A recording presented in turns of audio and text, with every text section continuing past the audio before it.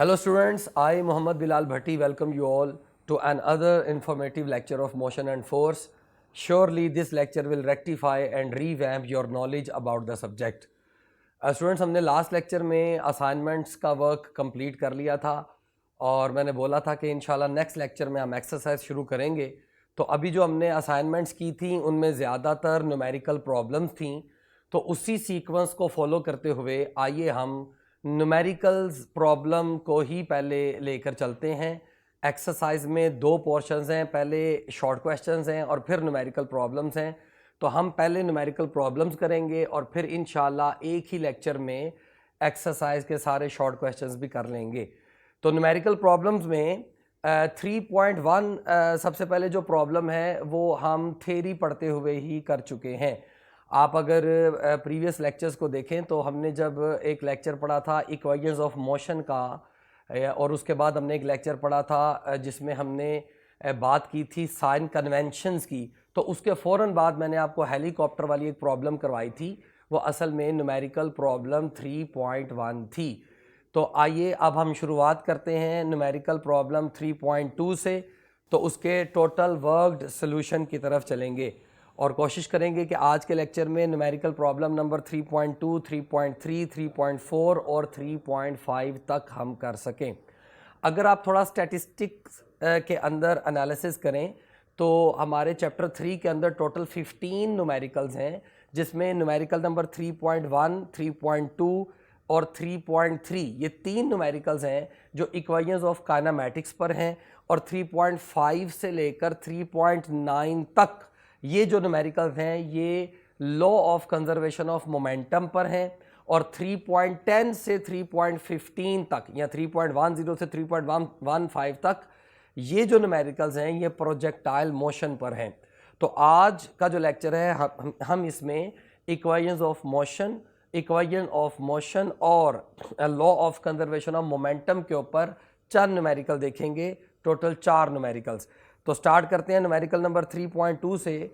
तो क्वेश्चन में कहा जा रहा है कि ये डाटा गिवन है और इस डाटे के ऊपर हमें वेलोसिटी टाइम ग्राफ ड्रॉ करना है, पहला हिस्सा। और इस वेलोसिटी टाइम ग्राफ को ड्रॉ करने के बाद आगे 3 क्वेश्चन पूछे जा रहे हैं।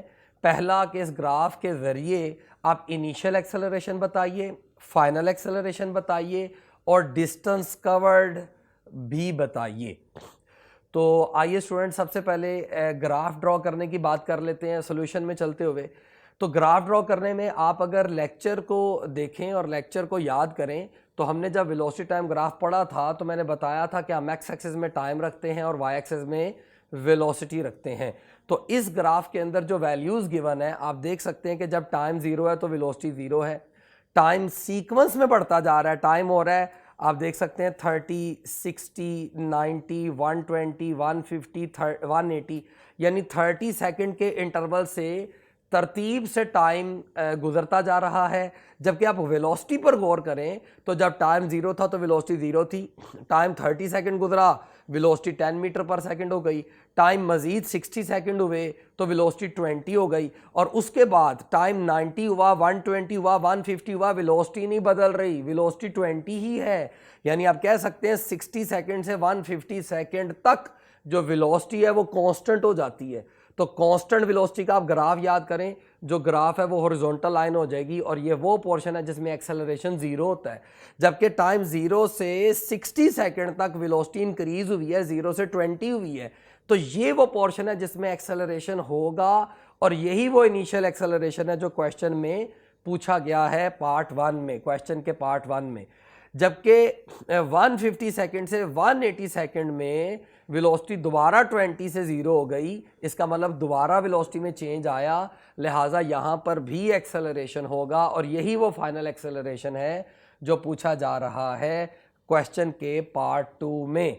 और मैं मज़ीद भी आपको बताता चलूँ, आपको समझ भी आ गई होगी कि अगर वेलोसिटी 20 से 0 हुई है तो इस पार्ट में जो फाइनल एक्सेलरेशन है वो दरअसल रिटार्डेशन होगा या डीसेलरेशन होगा। और ग्राफ की शेप भी आपके ज़हन में आ जानी चाहिए। अगर आपने वेलोसिटी टाइम ग्राफ वाला पूरा लेक्चर बड़े तवज्जो से पढ़ा हुआ है तो इसका ग्राफ बनाना बिल्कुल मुश्किल नहीं, मैंने बता भी दिया।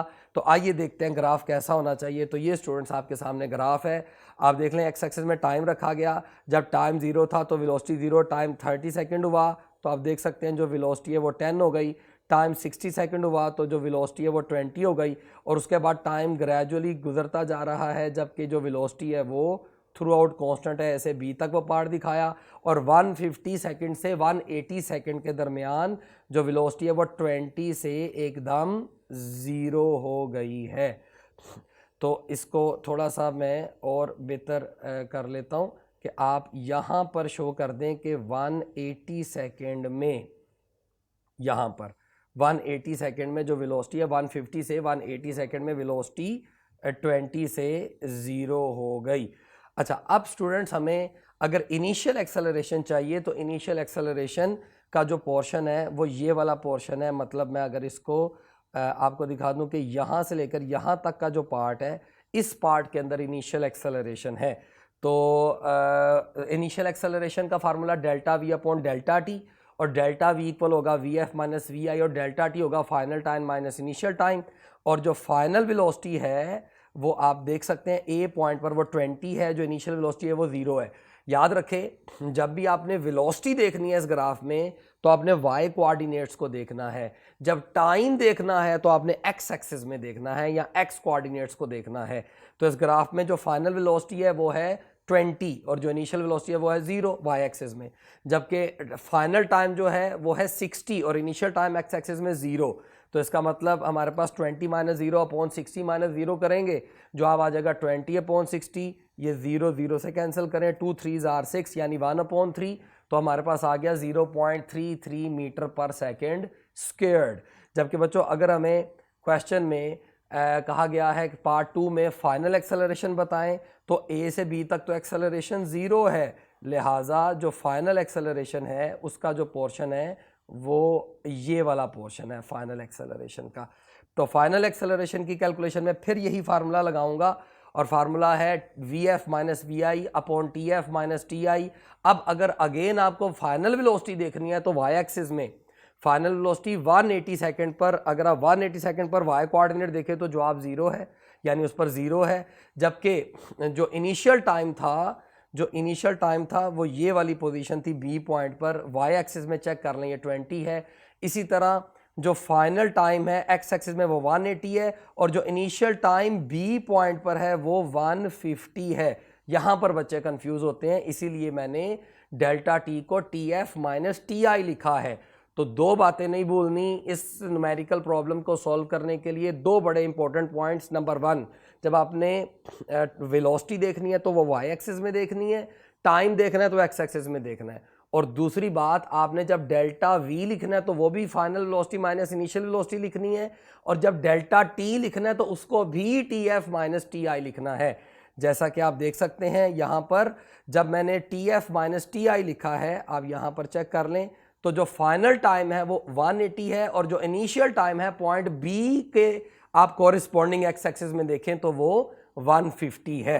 तो अगर आप वैल्यूज प्लग करें तो 0 माइनस 20 इज माइनस 20 अपॉन 30, और अगर आप इसको 0 को 0 से कैंसिल करें तो ये बच जाता है -2/3, और जो कि आप कैलकुलेटर पे सॉल्व करें तो जवाब आता है 0.67 मीटर पर सेकेंड स्क्वायर्ड। तो इसका मतलब फाइनल एक्सेलरेशन होगा -0.67 मीटर पर सेकेंड स्क्वायर, यानी ये रिटार्डेशन या डीसेलरेशन है। तो अब टोटल डिस्प्लेसमेंट अगर चाहिए तो आपने ये भी सीखा हुआ है कि वेलोसिटी टाइम ग्राफ में area below graph distance covered के इक्वल होता है। Precisely speaking in velocity time graph area below graph is equal to displacement covered, लेकिन अगर आप मैग्नीट्यूड के वाले से देखें तो हम इसको रफली स्पीकिंग डिस्टेंस कवर्ड भी कह लेते हैं। और अगर आप ये जो ग्राफ की शेप नज़र आई है, इस ग्राफ की शेप पर गौर करें तो स्टूडेंट्स ये तो ट्रेपीजियम है। ट्रेपीजियम ऐसी क्वाड्रिलेटरल होती है, ऐसी चौकोर होती है जिसकी 4 साइड्स में से 2 साइड्स पैरेलल होती है और 2 नॉन पैरेलल होती हैं। तो आपके सामने ये जो आपको ग्राफ की शेप नज़र आ रही है, आप देख सकते हैं कि इस ग्राफ में ये अगर ग्राफ की शेप है तो ये वाली जो 2 साइड्स हैं, एक ये वाली और एक ये वाली, ये पैरेलल हैं, जबकि ये वाली और ये दोनों नॉन पैरेलल हैं। तो ऐसी ज्योमेट्रिकल शेप या ऐसी क्वाड्रिलेटरल जिसकी दो साइड्स पैरेलल हो, दो नॉन पैरेलल हो, उसको ट्रेपीजियम बोलते हैं। तो अगर हमें यहाँ पर एरिया बिलो ग्राफ चाहिए, एरिया बिलो ग्राफ दरअसल ये वाला सारा एरिया है, तो क्या करेंगे, एरिया ऑफ ट्रेपीजियम कैलकुलेट कर लेंगे। और एरिया ऑफ ट्रेपीजियम का फार्मूला क्या होता है, उसका फार्मूला होता है half sum of parallel sides into distance between parallel sides. तो आइए वही फार्मूला स्टूडेंट्स हम प्लग करते हैं कि S इक्वल होगा half sum of parallel sides into distance between parallel sides. और यहाँ पर जो पैरेलल साइड्स हैं, एक ये वाली और एक ये वाली, तो आप देख सकते हैं ये है 90 + 180, क्योंकि यहाँ पर 0 लिखा है, यहाँ पर 180 लिखा है, तो एक साइड हो गई 180 और यहाँ पर लिखा हुआ है 60 और यहाँ पर लिखा हुआ है 150। तो फिर इसका मतलब ये वाला जो डिस्टेंस है 60 से लेकर 150 तक ये बनता है 90। तो इसका मतलब पैरेलल साइड्स का जो सम होगा दैट वुड बी 90 + 180 और डिस्टेंस बिटवीन पैरेलल साइड्स ये वाला फासला है और ये आपके सामने है 20।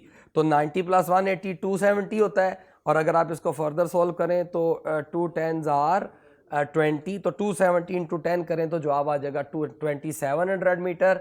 और आप स्केच बनाने के लिए इसको किलोमीटर में लिखें तो ये डिस्टेंस कवर्ड बनता है 2.7 किलोमीटर। तो स्टूडेंट्स हमने ये न्यूमेरिकल प्रॉब्लम को मुकम्मल सॉल्व कर लिया। अब आप यहाँ पर एक और बात समझ लें कि अक्सर आप अगर इसको सॉल्व करेंगे या मुख्तलिफ बुक्स में देखेंगे तो इस न्यूमेरिकल प्रॉब्लम को जो तीसरा पार्ट है इसके क्वेश्चन का जिसमें हमें डिस्टेंस कैलकुलेट करना है, दो ट्रायंगल्स और एक रेक्टेंगल का एरिया कैलकुलेट करके ऐड करके भी डिस्टेंस कैलकुलेट किया जाता है।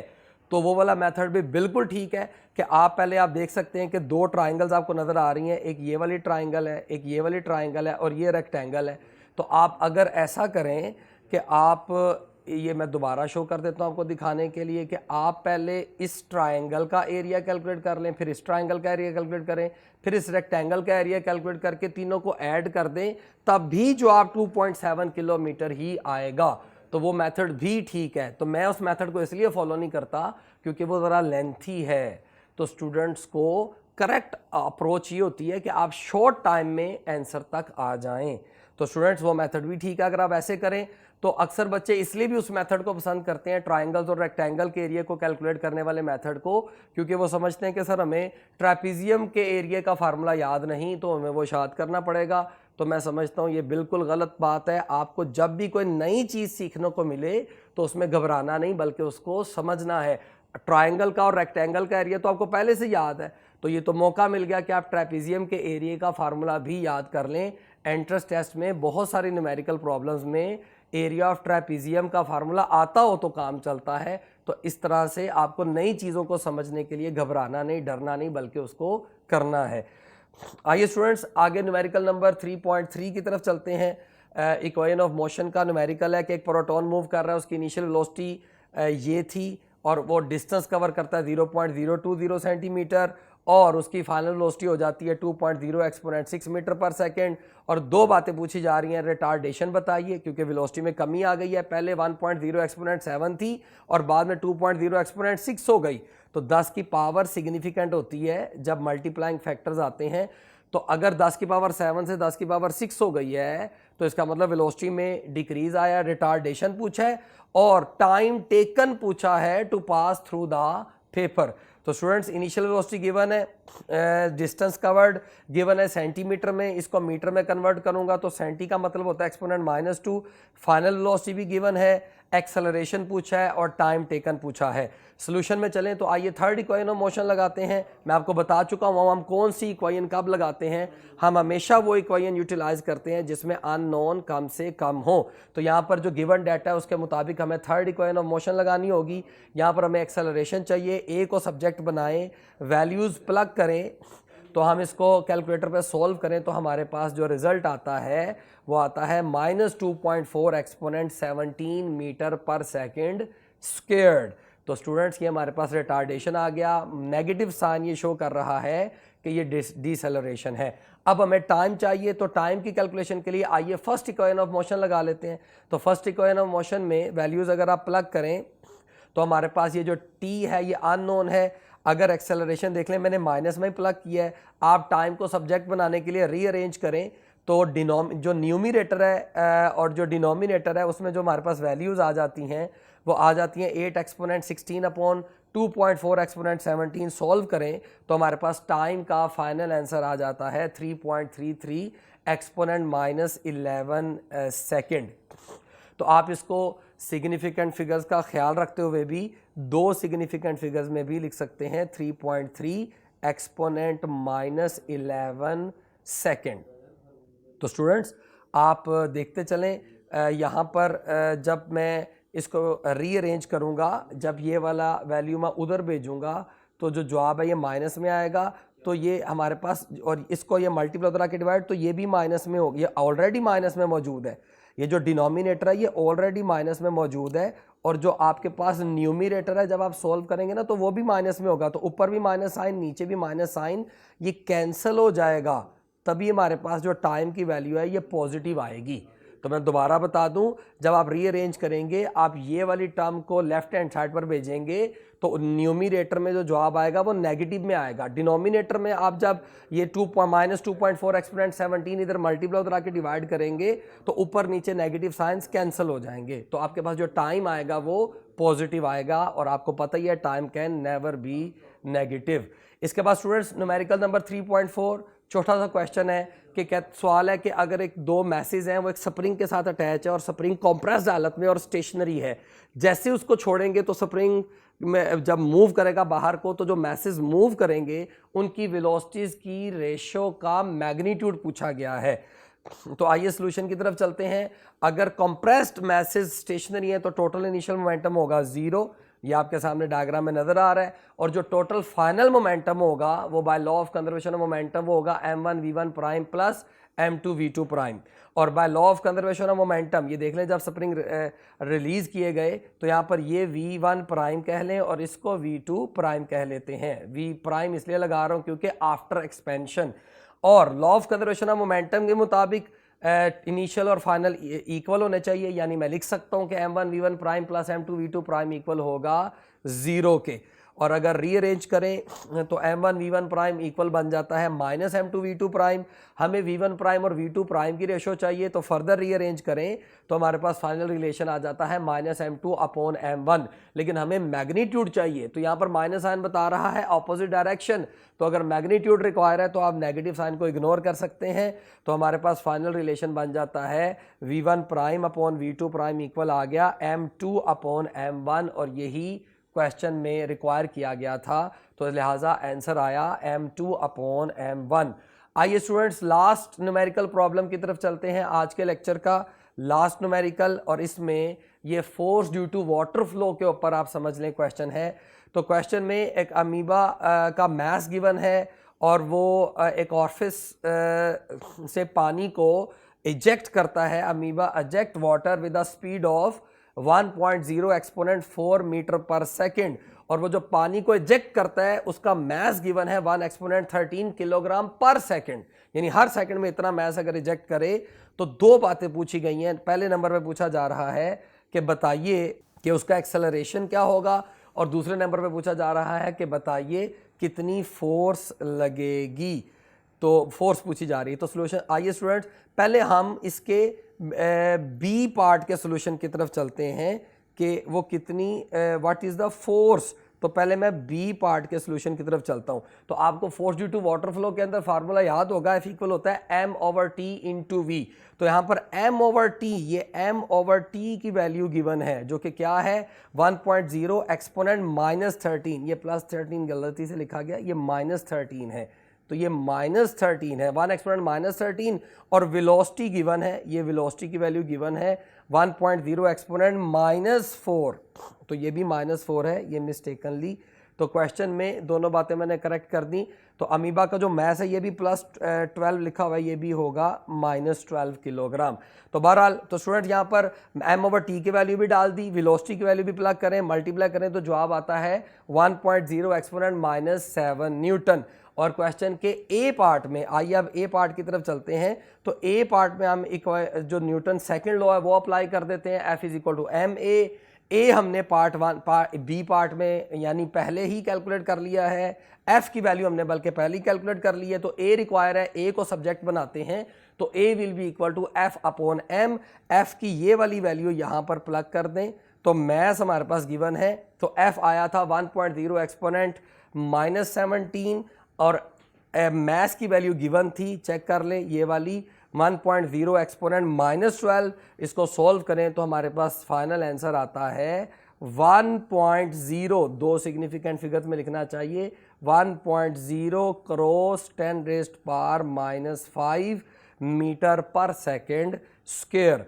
तो स्टूडेंट्स ये 3.5 न्यूमेरिकल था, हमारा लास्ट न्यूमेरिकल कंप्लीट हुआ। मैं फिर बता दूं, न्यूमेरिकल प्रॉब्लम में जो वैल्यूज़ थी उन सारी वैल्यूज़ में 10 की पावर जो गिवन थी वो नेगेटिव में थी, मतलब 10 की पावर -12, 10 की पावर -13 और 10 की पावर -4। तो इससे कंफ्यूज नहीं होना, आप अपनी टेक्स्ट बुक से प्रॉब्लम की जो वर्डिंग है या वर्बल वैल्यूज़ हैं वो देख सकते हैं इजीली। तो हमारी पांचवा जो क्वेश्चन था वो कंप्लीट हुआ। आज इसको यहीं पर कंक्लूड करता हूँ। इंशाल्लाह जो नेक्स्ट लेक्चर होगा उसमें हम 3.6, 3.7, 3.8 न्यूमेरिकल तक करने की कोशिश करेंगे, बल्कि कोशिश करेंगे 3.9 भी कर लें। 3.9 ज़रा लेंथी न्यूमेरिकल है तो कोशिश करेंगे उसको भी सॉल्व कर लें। तब तक के लिए अल्लाह निगहबान।